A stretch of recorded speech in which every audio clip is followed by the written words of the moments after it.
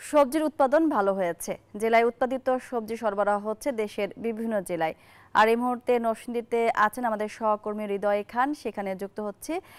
হৃদয়, আপনার কাছে জানতে চাই যে সবজি উৎপাদন কেমন হয়েছে, দাম কেমন পাচ্ছেন কৃষক, জানাবেন।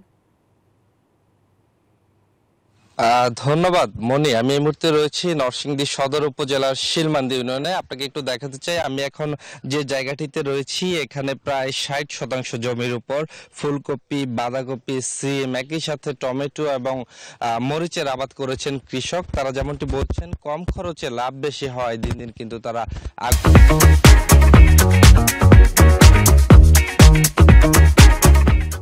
আগ্রহী হচ্ছেন এসব সবজি চাষে।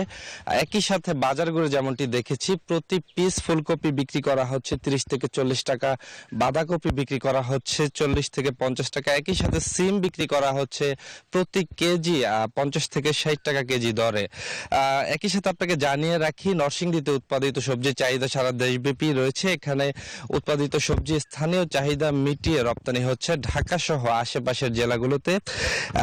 সেই সাথে কথা বলেছিলাম কৃষি বিভাগের সাথে, তারা যেমনটি বলছেন যে কৃষকদেরকে কৃষি বিভাগের পক্ষ থেকে সব ধরনের সহযোগিতা করা হচ্ছে। এই বছর নরসিংদী জেলায় প্রায় 10,000 হেক্টর জমিতে শীতকালীন সবজির আবাদ করা হয়েছে। তো সবকিছু মিলিয়ে নরসিংদী থেকে এই ছিল আমার কাছে সর্বশেষ। ফিরে যাব স্টুডিওতে মনির কাছে। মনি। হৃদয়, আপনাকে ধন্যবাদ।